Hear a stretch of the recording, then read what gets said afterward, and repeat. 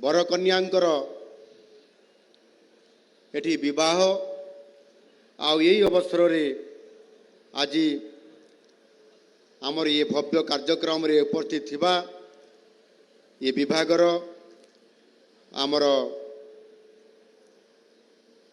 माननीय उपमुख्यमंत्री एवं से निजे एबे कहूथिले समस्त कन्या मानकर बड़ भौणी आउ से रूप से आज आपण मानकर समस्तंकर कन्यादान करैबार गुरुदायित्व श्रीमती प्रभाती परिडा महोदया मान्यवर मंत्री वाणिज्य परिवहन एवं खनि और इस्पात श्रीयुक्त विभूतिभूषण जेना महोदय मान्यवर मंत्री मत्स्य और प्राणी संपद विकास एवं एमएसएमई श्रीयुक्त गोकुलानंद मल्लिक महोदय मान्यवर सांसद आस्का श्रीमती अनिता शुभदर्शिनी महोदया मान्यवर विधायक कविसूर्यनगर श्रीयुक्त प्रताप चंद्र नायक महोदय मान्यवर विधायक छत्रपुर श्रीयुक्त कृष्णचंद्र नायक महोदय मान्यवर विधायक चिकिटी श्रीयुक्त मनोरंजन दयान सामंतराय महोदय मान्यवर विधायक ब्रह्मपुर के अनिल कुमार महोदय मान्यवर विधायक दिगपहंडी श्रीयुक्त सिद्धांत महापात्र महोदय मान्यवर विधायक आस्का श्रीयुक्त सरोज कुमार पाड़ी महोदय मान्यवर विधायक खलिकोट श्रीयुक्त पूर्णचंद्र सेठी महोदय मान्यवर विधायक सरोड़ा श्रीयुक्त नीलमणि विषयी महोदय विभागीय प्रमुख शासन सचिव श्रीमती शोभा शर्मा निर्देशिका श्रीमती मनीषा बनर्जी जिलापाल गंजाम भी कीर्ति भाषण उपस्थित विभागीय वरिष्ठ अधिकारी वृंद एटी विवाह शुभ लग्न बेलारे विवाह रे उपवेशन करिथिबा विवाह होउथबार समस्त नव दंपतिगण एवं तांकर समस्त आसीथिबा परिवार वर्ग एवं एटी उपस्थित थिबा समस्त मोर अति प्रिय भाई और भौणी माने ये बाहाघर को आहरी अधिक लोकाभिमुखी करबा पई दायित्व नैतिबा मोर समस्त मीडिया बंधु माने समस्त को नमस्कार। आज मु एठाको राज्यर मुख्यमंत्री भावे नुहे जड़े पिता आउ जड़े भाई हिसाब रे मु आसी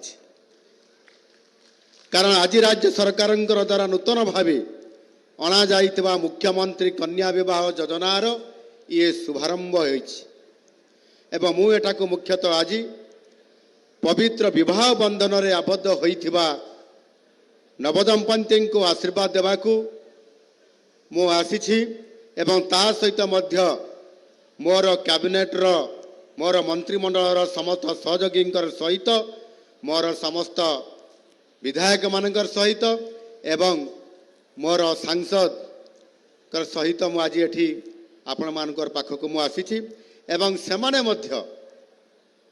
मध्य आम उपमुख्यमंत्री तो आपण मानकर बड़ भौणी हेले आमर जो माने आज विवाह वेदी रे बसचंती कन्या हेकरी एवं एठी अन्य जो माने भी अछंती समस्ते पिता एवं भाता सदृश आज आपण मानकू आशीर्वाद देबा पई शुभ कामना करबा पई दाम्पत्य जीवन सुखमय हेउ एई भड़ी आशीर्वाद देबा पई आज आपण मानकर पाखकू आसीछंती। एहा एक खुशीर दिन जे गंजाम भड़ी पवित्र स्थानरू ओडिशार जनसाधारण पाई आउ एक जनमंगलकारी नुआ योजना आज आम सरकार यहाको आज आरंभ करिछंती। आज ये विवाह लग्नर शुभ बेलारे ये विवाहर कार्यक्रम नेतृत्व नौथुबा मुख्य पंडित श्रीयुक्त अशोक कुमार पाढ़ी ताकू मध्य मु प्रार्थना करुछि अनुरोध करुछि एवं ता सहित मध्य 201 जो आमर ब्राह्मण पंडित माने एठी अछंती जो माने विवाह कार्य को संपन्न करैबारे आपण माने लागि छंती आपण मान को मध्य मु शुभेच्छा एवं अभिनंदन जनाउछि। ये गंजाम होउछि विप्लव साहित्य संस्कृति और ସ୍ୱାଧୀନତା ସଂଗ୍ରାମର ଭୂମି। ମୁଁ ଅତ୍ୟନ୍ତ ଖୁସି ଯେ ଏହି ସ୍ଥାନଟିକୁ ଏପରି ଏକ ପବିତ୍ର ଯୋଜନାର ଶୁଭାରମ୍ଭ କରିବା ପାଇଁ ସ୍ଥିର କରାଯାଇଛି ବା ଚୟନ କରାଯାଇଛି। କଳା ସଂସ୍କୃତିର ଭୂମି ଗଞ୍ଜାମରୁ ମୁଖ୍ୟମନ୍ତ୍ରୀ କନ୍ୟା ବିବାହ ଯୋଜନାର ଶୁଭାରମ୍ଭ କରିବା ନିଶ୍ଚିତ ଭାବରେ ଇଏ ମୋ ପାଇଁ ଏବଂ ଆମ ସରକାର ପାଇଁ ଏକ ଗୌରବର ଏବଂ ନିଶ୍ଚିତ ଭାବରେ ଏକ ଗର୍ବର ବିଷୟ। ଆଜି ଗଞ୍ଜାମରୁ ମୁଖ୍ୟମନ୍ତ୍ରୀ କନ୍ୟା ବିବାହ ଯୋଜନାର ଶୁଭାରମ୍ଭ କରିବା ଅବସରରେ 201 ଜଣ କନ୍ୟାଙ୍କର ସାମୂହିକ ବିବାହ ସମ୍ପନ୍ନ ଇଏ କରାଯାଉଛି। ମୁଖ୍ୟମନ୍ତ୍ରୀ କନ୍ୟା ବିବାହ ଯୋଜନା ଏହା ହେଉଛି ମହିଳା ଓ ଶିଶୁ ବିକାଶ ବିଭାଗ ଦ୍ୱାରା କାର୍ଯ୍ୟକାରୀ ହେଉଥିବା ରାଜ୍ୟ ସରକାରଙ୍କର ଏକ କଲ୍ୟାଣମୂଳକ ଯୋଜନା, ଯେଉଁଥିରେ ଯୋଗ୍ୟ କନ୍ୟାଙ୍କର ବିବାହ ପାଇଁ ଆର୍ଥିକ ସାମଗ୍ରୀ ଇଏ ସାହାଯ୍ୟ ପ୍ରଦାନ କରାଯାଉଅଛି। ଆମର ଏହି ଯୋଜନା ସମାଜରେ ବାଲ୍ୟ ବିବାହକୁ ନିବାରଣ କରିବା ସହିତ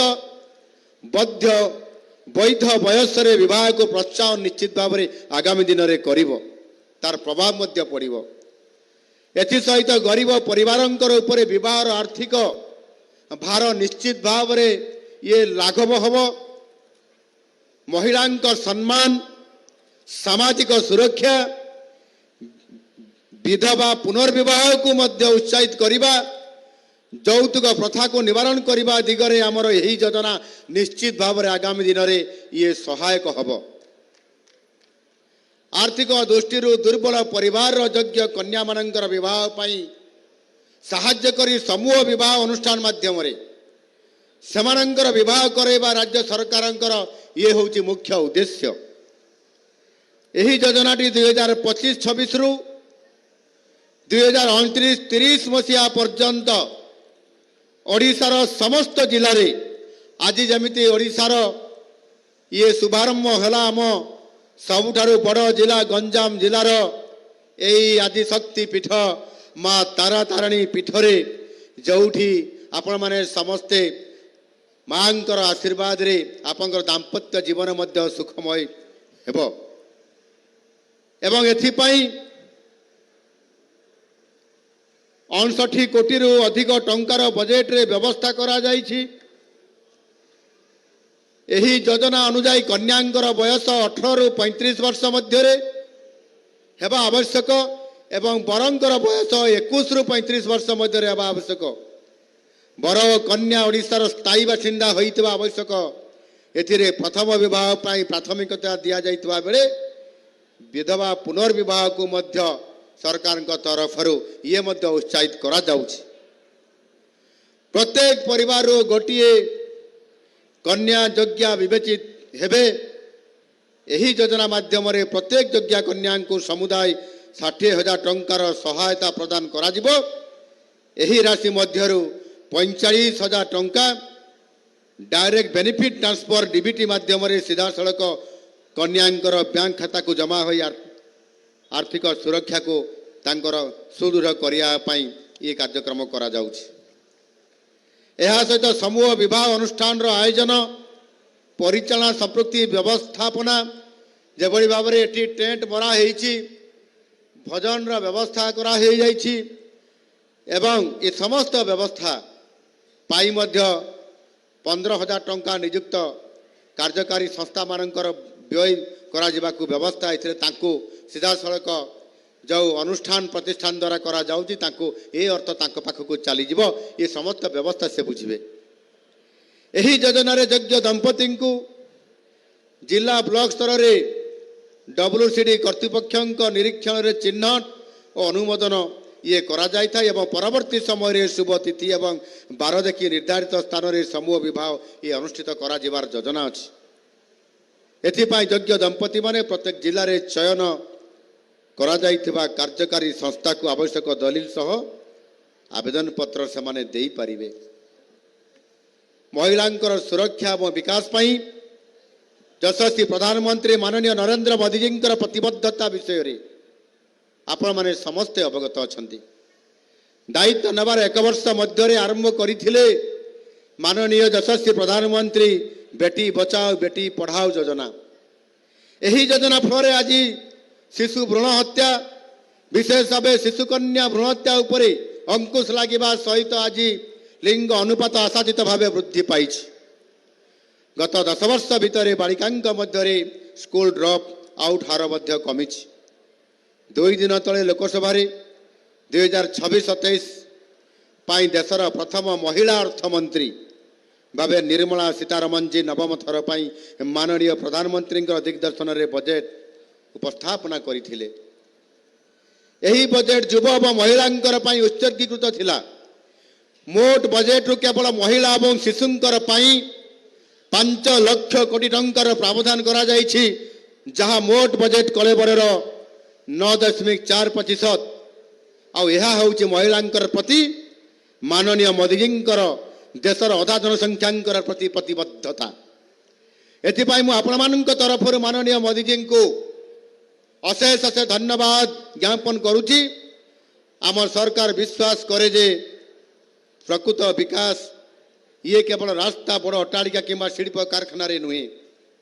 ଆମ ରାଜ୍ୟର ମା ମାନଙ୍କର ଓ ଭଉଣୀ ମାନଙ୍କର ସୁରକ୍ଷା, ସେମାନଙ୍କର ଭବିଷ୍ୟତ କଥା ଚିନ୍ତା କରିବା ମଧ୍ୟ ବିକାଶର ଅନ୍ୟ ଏକ ପ୍ରମୁଖ ରାସ୍ତା ହିସାବରେ ଆଜି ଆମ ସରକାର ତାକୁ ଗ୍ରହଣ କରିଛନ୍ତି। ଏକ ସମୃଦ୍ଧ ଓଡ଼ିଶାରେ ପ୍ରତ୍ୟେକ କନ୍ୟା ଶିକ୍ଷିତ ହେବା ଉଚିତ, ପ୍ରତ୍ୟେକ ମହିଳା ସୁରକ୍ଷିତ ଅନୁଭବ କରିବା ଉଚିତ ଏବଂ ପ୍ରତ୍ୟେକ ପରିବାରର ସ୍ୱାଭିମାନର ସହ ବଞ୍ଚିବା ଉଚିତ। ଆମ ସରକାର ପାଇଁ ମହିଳା ସୁରକ୍ଷା କେବଳ ଏକ ଚିରାଚରିତ ସ୍ଲୋଗାନ ନୁହେଁ, ମହିଳାମାନଙ୍କୁ ଦୃଢ଼ ପ୍ରତିଜ୍ଞା ଦାୟିତ୍ୱବୋଧ କରିବାର ମଧ୍ୟ ସରକାରଙ୍କର ଦାୟିତ୍ୱ ଇଏ ଅଟେ। ସାମାଜିକ, ଆର୍ଥିକ, ସାମାଜିକ ଓ ଶିକ୍ଷାଗତ ସୁରକ୍ଷା ଯୋଗାଇ ଦେବାକୁ ମହିଳାମାନଙ୍କୁ ଆମ ସରକାର ପ୍ରଧାନ କର୍ତ୍ତବ୍ୟ ବୋଲି ଆଜି ବିବେଚନା କରୁଛନ୍ତି। ଆଉ ସେହି ଆଧାରରେ ମଧ୍ୟ ଏହି ଯୋଜନାକୁ ଆଜି ଆଗେଇ ନେବା ପାଇଁ ଚିନ୍ତା କରୁଛନ୍ତି। ମୁଖ୍ୟମନ୍ତ୍ରୀ କନ୍ୟା ବିବାହ ଯୋଜନା କେବଳ ସହାୟତା ଦେବା ଯୋଜନା ନୁହେଁ, ବାଲ୍ୟ ବିବାହ ବିରୁଦ୍ଧରେ ଏକ ସଂକଳ୍ପ, କନ୍ୟା ସନ୍ତାନ ପାଇଁ ଏକ ପଦକ୍ଷେପ, ସାମାଜିକ ପରିବର୍ତ୍ତନର ଏକ ଆନ୍ଦୋଳନର ଇଏ ନିଶ୍ଚିତ ଭାବରେ ଆରମ୍ଭ। ଏହି ଯୋଜନାର ସହାୟତା ରାଶି ସିଧାସଳଖ ବ୍ୟାଙ୍କ ଖାତାକୁ ଯାଉଛି। ଏହାଦ୍ୱାରା ଯୋଜନାରେ ସ୍ୱଚ୍ଛତା ରହିବା ସହିତ କନ୍ୟାମାନଙ୍କର ଆତ୍ମସମ୍ମାନ ମଧ୍ୟ ବଜାଇ ରହିବ। ଏହା ବିବାହ ଭଳି ପବିତ୍ର ଅନୁଷ୍ଠାନକୁ ବୋଝ ନ ଭାବି ଉତ୍ସବ ବୋଲି ଅନୁଭବ କରିବା ପାଇଁ ଏଠି ଉପସ୍ଥିତ ଥିବା ମୋର କନ୍ୟା ଏବଂ ବରର ମା ଏବଂ ବାପାମାନଙ୍କୁ ଉତ୍ସାହିତ ନିଶ୍ଚିତ ଭାବରେ କରିବ ବୋଲି ମୁଁ ଆଶା ରଖିବି। ଏହି ଯୋଜନା ବିବାହ ଭଳି ପବିତ୍ର ପ୍ରଥାକୁ ମଧ୍ୟ ଶୋଷଣମୁକ୍ତ ଏବଂ ଚାପମୁକ୍ତ କରିବାରେ ଅନୁପ୍ରେରିତ କରିବ ବୋଲି ମୋର ଦୃଢ଼ ବିଶ୍ୱାସ। ଏହି ଯୋଜନା ମାଧ୍ୟମରେ ସମାଜରେ ପ୍ରଚଳିତ ଥିବା କୁପ୍ରଥା ଗୁଡ଼ିକ ଦୂର କରିବା ସହିତ ମହିଳା ସଶକ୍ତିକରଣ, ସାମାଜିକ ନ୍ୟାୟକୁ ଆହୁରି ସୁଦୃଢ଼ କରାଯାଇପାରିବ ବୋଲି ମୋର ଦୃଢ଼ ଆଶା ଏବଂ ବିଶ୍ୱାସ।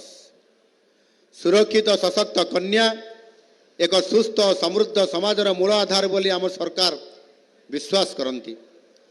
ମୁଖ୍ୟମନ୍ତ୍ରୀ କନ୍ୟା ବିବାହ ଯୋଜନା ମାଧ୍ୟମରେ ଆମେ ଏହି ଲକ୍ଷ୍ୟ ପ୍ରାପ୍ତି ଦିଗରେ ଦୃଢ଼ ଓ ନିରନ୍ତର ଭାବେ ଇଏ ପଦକ୍ଷେପ ନେଉଛୁ। ଆମ ସମାଜରେ ଅନେକ ବର୍ଗ, ବିଶେଷ ଭାବେ ଅର୍ଥନୈତିକ ସଚ୍ଛଳ ନଥିବା ଲୋକେ ଝିଅଙ୍କୁ ଏକ ବୋଝ ଭାବେ ସେମାନେ ଭାବନ୍ତି, କିନ୍ତୁ ଧୀରେ ଧୀରେ ଏହି ଅବଧାରଣା ଦୂର ହେଉଛି। କାରଣ ଆଜି ଆମ ଝିଅମାନେ କାହାଠାରୁ କମ୍ ନୁହନ୍ତି। ଏ ଦେଶର ଝିଅମାନେ ଆଜି ଉଡ଼ାଜାହାଜ ଉଡ଼ାଉଛନ୍ତି, ମହାକାଶକୁ ରକେଟ ପ୍ରକ୍ଷେପଣ କରିବା ପାଇଁ ଆମ ଦେଶର ମହିଳାମାନେ ପ୍ରମୁଖ ଭୂମିକା ଗ୍ରହଣ କରୁଛନ୍ତି। ଆଜି ଏପରି କିଛି କ୍ଷେତ୍ର ନାହିଁ ଯେଉଁ କ୍ଷେତ୍ରରେ ମହିଳାମାନେ ପୁରୁଷଙ୍କର ସହିତ ସମକକ୍ଷ ନୁହନ୍ତି। ଆଜି ଦେଶର ପ୍ରଥମ ନାଗରିକ ହେଉଛନ୍ତି ଏ ମାଟିର ଓଡ଼ିଆ ଝିଅ ମାନନୀୟ ଦ୍ରୌପଦୀ ମୁର୍ମୁଜୀ। ଆଜି ମହାମହିମ ରାଷ୍ଟ୍ରପତି ହିସାବରେ ଦାୟିତ୍ୱ ନେଲା ପରେ ଆଜି ସମ୍ପୂର୍ଣ୍ଣ ଭାବରେ ମହିଳାମାନଙ୍କର ନେତୃତ୍ୱ ସେ ନେଉଛନ୍ତି ସେମାନଙ୍କୁ ସଶକ୍ତକରଣ କରିବାରେ। ଆମ ବିଧାନସଭାର ବାଚସ୍ପତି ହେଉଛନ୍ତି ଜଣେ ମହିଳା ଏବଂ ଏ ଗଞ୍ଜାମ ମାଟିର ଝିଅ ଶ୍ରୀମତୀ ସୁରମା ପାଢ଼ୀ ମହୋଦୟା। ଏହି ମଞ୍ଚରେ ଉପସ୍ଥିତ ଅଛନ୍ତି ଓଡ଼ିଶାର ଜଣେ ମହିଳା ଉପମୁଖ୍ୟମନ୍ତ୍ରୀ, ଯିଏ ଆଜି ଏ ମୁଖ୍ୟମନ୍ତ୍ରୀ କନ୍ୟା ବିବାହ କରାଇବାର ମୁଖ୍ୟ ପୁରୋଧା ଶ୍ରୀମତୀ ପ୍ରଭାତୀ ପରିଡ଼ା ମହୋଦୟା। ଏଣୁ ଆଜି महिला माननकु एभली सम्मान केवल माननीय प्रधानमंत्री मोदी जी नेतृत्व आ दिग्दर्शन रे ये मिल पारि। तेणु आर्थिक बोझ कमेवा सहित आर्थिक अनग्रसर कन्यांकर पितामातांकर सहायता करने आज आम सरकार ये मुख्यमंत्री कन्या विवाह योजना कार्यक्रम परिकल्पना करिसंती, जार प्रथम कार्यक्रम आज यही पवित्र आदिशक्ति पीठ माँ तारा तारिणी आशीर्वाद सहित ये आज आरंभ करा जाउछि। आगामी दिन में राज्यर हजार हजार आर्थिक भावे अनग्रसर परिवार यही योजनार निश्चित भाव में प्रत्येक जिले में प्रत्येक अंचल से निश्चित भाव में उपकृत हेबे। आम सरकार विजन 2036 और विजन ओडिशा 2047 को आधार कर राज्यर सामग्रिक विकास यात्रा को आगे नौछंती। यही दीर्घम्यादी दृष्टिकोणर केन्द्रबिंदु हेउछि समस्तंकर विकास, सामाजिक न्याय, मनुष्यर जीवन धारणर मानर सुधार आनिबा। आम लक्ष्य हेउछि एमिति ओडिशा गढ़िबा जोंठी कन्या आर्थिक दुर्बलता किंबा सामाजिक चाप हेतु विवाहर प्राप्त बयस पूर्वर विवाह करने को बाध्य हेबे नहीं। आमे नुआ सरकार गढ़िबा परे आपण मानकु देइतबा प्रतिश्रुति को पूरण करिबा पई आमे सेही दिन ही आरंभ करथिलु जो दिन शपथ पाठ नैथिलु आ सेही दिन सुभद्रा सशक्तिकरण पई सुभद्रा योजना, महिला सशक्तिकरण पई सुभद्रा योजना आरंभ करिथिलु। आउ आज 1 कोटी रु अधिक महिला को सुभद्रा माँ और भौणी मानकु आमे सेथिरे शामिल करी आज प्रत्येक घरे घरे आज जो माँ माने एठी आसीथिबे निश्चित भाव में जड़े जड़े सुभद्रा आउ जो आज ओडिशार जो माने भी आज अच्छा समस्ते ओडिशार घरे घरे आज सुभद्रा सुभद्रा आउ सुभद्रा आम सरकार देइतवा प्रत्येक प्रतिश्रुति को पालन कर चली आग को मध्य कर चली। मुख्यमंत्री कन्या विवाह योजनार सफल रूपायन पाई कार्यरत समस्त पदाधिकारी कर्मचारी राज्यर समस्त जनसाधारण को मु धन्यवाद दूची। सुभद्रा योजना और मुख्यमंत्री कन्या विवाह योजना ये दुईटी योजना मिसी महिलांकर मध्य संपूर्ण जीवन आधारित सुरक्षा ढांचा आज तैयारी करुछि। सेथिपाई विभिन्न कार्यक्रम सुभद्रा शक्ति मेला भली मध्य विभिन्न कार्यक्रम ता भितरे जोड़ी हो जाइछि। गंजामर ये पवित्र माटीरू आमे आज शपथ नेबा कन्या आमर बोझ नुहे बरं राज्य देशर भविष्यत आउ सेमानंकर भविष्य गढ़िबा ये होउछि आम समस्तंकर कर्तव्य एवं दायित्व मध्य। यही कार्यक्रम माध्यम रे मु समाज को वार्ता देबा को चाहे जे झियो पितामातांकर बोझ नुहंती, सेमाने होउछंती भगवानंकर आशीर्वाद भगवानंकर आशीर्वाद। मु समस्त कन्या माननको यही मंचर थाई मु आशीर्वाद करुछि और सरकार आपण मानकर सदा सर्वदा रहिबे। समस्त मंत्री एवं सांसद विधायक मान को कहिबे सामना को आसिक समस्त बर कन्या को हाथ टेकिक आशीर्वाद करंतु तांकर दाम्पत्य सुखमय हेबा पई आपण माने प्रार्थना करंतु। माँ तारा तारिणी आशीर्वाद दियंतु। समस्त समस्त बर कन्या माने समस्ते एथिरे तांकर मंगल हो, तांकर समृद्धि तांकर परिवार को आनी दऊ, राज्यर समृद्धि बढ़ू, देशर विकास हो। मोर आशा आमे गर्वर सह आमे समस्ते ये माटी को गौरवान्वित करिबा। मु प्रार्थना करुछि माँ तारा तारिणी निकटरे नव दंपति आगामी जीवन सुखमय हेबा सहित मानवीय मूल्य सम्मान और स्वावलंबन रे परिपूर्ण हो। आज समस्त कन्या एवं कन्यार पितामाता बर एवं बरंकर पितामाता एवं तांकर समस्त परिवार वर्ग जो माने एठी आसीचंती ए कार्यक्रम रे जगदबा पाई एवं ये विवाह कार्यक्रम रे बरजात्री की भी जो माने आसीचंती आ जो माने मध्य ए कार्यक्रम को यशस्वी करया पाई बर कन्या को आशीर्वाद करिया पाई आसीचंती मु समस्त को धन्यवाद दउछि। ये आज आम सरकार ये प्रथम मुख्यमंत्री कन्या विवाह योजना रे सामाजिक सशक्तिकरण एवं सामाजिक सेवा महिलांकर सुरक्षा कन्यार सुरक्षा बर कन्या को तांकु चापर मुक्ति दबा पाई यही जो योजना आज एक दूरदृष्टि संपन्न ये कार्यक्रम आम सरकार हाथ को नहीं मु आशा करी आपण माने समस्ते सहयोग करेंगे समस्ते दायित्ववान होकर ये कार्यक्रम को सफल करवा आज जमीती ये तारातारिणी पीठरे ये गंजाम जिले में कार्यक्रम को सफल करने समस्ते उपस्थित अच्छा से ही भाव में आगामी दिन में समस्ते विभिन्न जिले में विभिन्न अंचल कार्यक्रम को आग को बढ़ेबे एवं ये योजना बंद हम ना ये योजना आग को बढ़ आहरी रुधिमंत हम आहरी समस्त गरीब परिवार कन्या मान को यही भाव में गण विवाह कर परंपरा को आहरी रुधिमंत करब माँ ताराताणी निकट में प्रार्थना करी समस्त को धन्यवाद दे माँ ताराताणी निकट में प्रार्थना करी मोर वक्तव्य को शेष करुच्ची धन्यवाद। जय जगन्नाथ वंदे उत्कल जननी। ओडिशार माननीय मुख्यमंत्री महोदय को आमे सविशेष कृतज्ञता अर्पण करुचु। आपण मान को निवेदन करिबु समस्ते मंगल हुलहुली ध्वनि सहित मंगल वाद्य शंख एवं मंगल वाद्य महुरी एवं मंगल